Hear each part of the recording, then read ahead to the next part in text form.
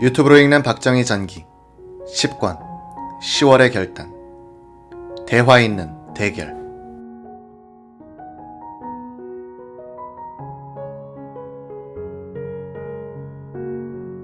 1972년 6월 20일 이날 하곡수매에 관한 지방장관회의에 참석한 박 대통령은 내무부 지방국장이 사방사업과 조림사업에 대해 현장 슬라이드로 보고할 때 일문일답을 하는데 토목공사장의 현장 감독 같은 날카로운 지적이 계속된다. 저 슬라이드를 한 장 넘겨보시오. 내가 조금 서라고 하면 서고 불 좀 끄고 가만히 있어. 넘기라면 넘기고.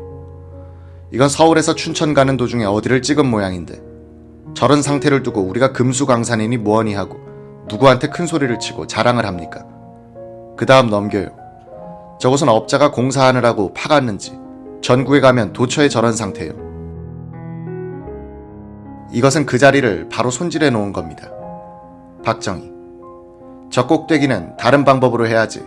만일 비가 와서 저곳이 와르르 무너지면 밑에까지 다 내려오지 않겠어요. 또 다음. 이곳은 뒤에 암석을 그대로 살렸는데 밑에는 자연석을 맞춰서 상당히 튼튼하게 됐는데 다음. 암석이 떨어져서 내려오지 않을까. 저런 데는 좋은 나무를 심을 필요가 없다고 생각해요. 아카시아 같은 것을 심어서 자꾸 뻗어나가게 해서 덮고 사이사이로 바위가 노출되도록 하면 튼튼해지지 않을까. 박 대통령은 경제국방뿐 아니라 조림, 조경, 토목공사 등에 대해서는 전문적인 수준의 안목을 갖고 있었다. 그가 토목공사나 도시계획 및 조경 등에 대해서 스케치로 남긴 여러 도면들을 보면 사물을 입체적으로 파악하고 있음을 알 수 있다. 박 대통령은 상황이나 사물의 핵심을 한눈에 잡아낼 수 있는 동물적인 능력의 소유자였다. 박 대통령은 헬리콥터로 전국을 돌아보면서 지도와 현장을 대조하는 것을 즐겼다. 장교 시절부터 독도법에 능했던 박 대통령은 1970년대에 들어가면 전국의 큰 나무 한 그루까지 안다고 할 정도로 국토에 대해 완벽하게 장악하고 있었다. 그는 가끔 하늘에서 내려다본 국토를 내가 그린 그림을 보는 것 같아 라고 말하기도 했다. 국정과 국토개발의 세부 사항에 대한 종합적이고 입체적인 파악 능력에 있어서 박 대통령은 당대의 한국인들 중 단연 1위였다고 할 수 있다. 이승만 대통령도 그렇지만 박 대통령의 경우에는 한국인들 중 가장 두뇌가 우수하고 비전과 열정이 가장 뜨거웠던 사람이 권력자가 된 경우다. 대한민국의 기적적 발전의 결정적 요인은 두 천재형 지도자의 연속 등장이 아닐까.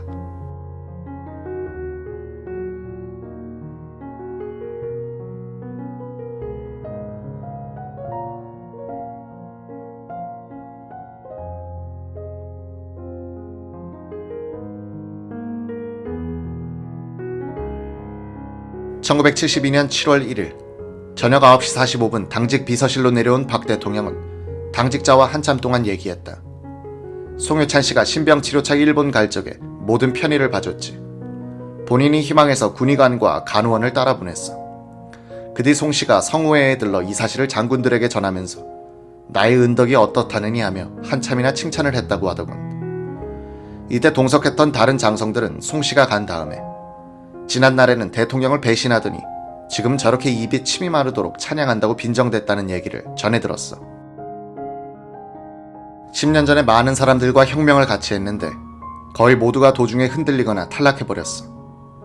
한 길을 걸어온 사람은 홍종철과 이석재인 것 같아. 혁명을 같이 한 그 사람들이 나와 생각이 근본적으로 다르지 않다면 내게 충고를 해주는 것이 옳다고 생각하는데 내가 자기들 말을 듣지 않자 의견이 다르다면서 한마디 말도 없이 내 곁을 떠나는 것처럼 섭섭한 일은 없어. 당직 비서관은 이렇게 말했다. 한번 뜻을 같이 했으면 윗분의 잘못된 길을 걸으시더라도 몇 번 되풀이해서 충고 말씀을 드리고 그래도 달라지지 않을 경우에는 윗분과 헤어질 것이 아니라 잘못된 길인 줄 알면서도 윗분을 따라가는 것이 인간의 도리라고 생각합니다.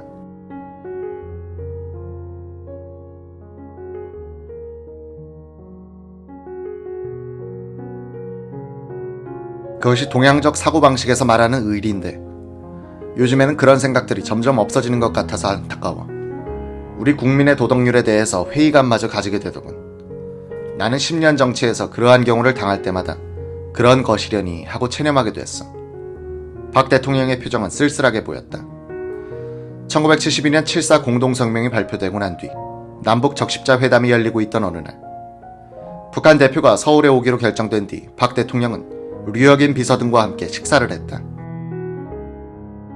서북 청년의 사람들은 때리는 것도 잘하잖아. 왜 영락교회 한경직 목사에게 얘기해서 달걀 좀 던지라고 해요. 국민들이 반대하는 사건도 있어야 회담이 잘 되는 거야. 영락교회 신도들은 북한의 적십자 회담 대표가 서울에 올 때 던지기 위해 달걀까지 준비를 했었는데 이것을 정보부가 알고 사전에 막아버려 실제로 달걀 던지는 일은 발생하지 않았다. 다음 자료는 1972년 7.4 공동성명 직후 박정희 대통령이 군 지휘관들에게 보낸 친서의 주요 부분이다. 박 대통령은 남북대화 무드 속에서 국군 지휘부가 어떻게 대응해야 할 것인지를 강조하여 설명하고 있다. 남북 무장 대치 상황에서 전개되는 오늘날의 대화 속에서 국군이 어떤 자세를 가져야 할 것인지에 대한 하나의 시사가 될 것 같다. 이제 대화 있는 대결로 접어드는 이 시점에서 나는 국토방위의 막중한 책임을 맡고 있는 군 지휘관 여러분에게 다음 몇 가지 사항을 특별히 강조하고자 합니다. 하나, 북한 공산주의자들과의 대결에 있어서 이제부터 시작되는 대화 있는 대결은 어느 의미에서는 지금까지의 대화 없는 대결보다도 오히려 더 복잡하고 어려운 일입니다. 새로운 시련에 직면하는 이런 때일수록 우리는 확고한 자신을 가지고 민족적 자각을 바탕으로 더욱 굳게 단결해야겠습니다. 만의 일이라도 대화가 곧 평화나 통일을 가져오는 것으로 착각하여 동요하거나 아니한 생각에 사로잡히는 일이 있어서는 결코 아니 되겠습니다. 자신과 자각과 단결로서 결집된 국민의 힘이 정부를 강력히 뒷받침해줘야만 할 때인 겁니다. 둘, 남북 공동성명의 발표가 우리 대한민국의 유일 합법적 정통성과 국가 기본정책 등에 아무런 영향을 미치지 않는다는 사실을 명확히 인식해야겠습니다. 더욱이 이 성명이 북한 공산 집단을 합법 정권으로 인정한 것은 결코 아니며 UN 감시하의 토착 인구 비례에 의한 총선거라는 우리의 통일정책 기조가 바뀐 것도 아니고 그들을 비방, 중상하지 않는다고 해서 공산주의를 반대하는 우리의 정책에 하등의 변경이 있는 것도 아님을 똑똑히 알아야 하겠습니다. 셋, 남북 공동성명이 발표됐다고 해서 우리의 통일 노력의 성과에 대하여 조급하게 서두르거나 환상적인 기대를 갖는 것은 삼가야겠습니다. 공동성명의 발표는 대화를 모색하는 첫 단계에 불과하며 그 성과 여하는 북한 공산주의자들이 과연 그들이 약속한 바를 성의 있게 행동으로 옮기느냐 않느냐에 달려 있습니다. 그러므로 우리는 그들의 동태에 더욱 큰 경계를 견지하면서 각기 자기가 맡은 임무에 충실하여 내실을 강화함으로써 국력 배양에 더욱 힘써야겠습니다. 넷, 남북 공동성명이 발표됐다고 해서 국군의 감축이나 유엔군 철수는 결코 있을 수 없는 일입니다. 유엔군의 한국 주둔은 우리나라의 안전보장을 돕기 위해서 아직도 필요한 것입니다. 따라서 북한의 공산주의자들이 무력 행사의 포기를 말만으로가 아니라 행동으로 실증할 때까지는 유엔군 철수는 있을 수 없는 겁니다.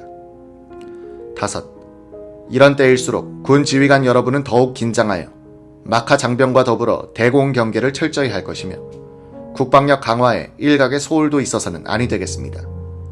공산주의자들은 항상 우리의 허점을 노리고 있다는 사실을 명심하여 우리의 방위태세에 만전을 기해줄 것을 거듭 당부하는 바입니다.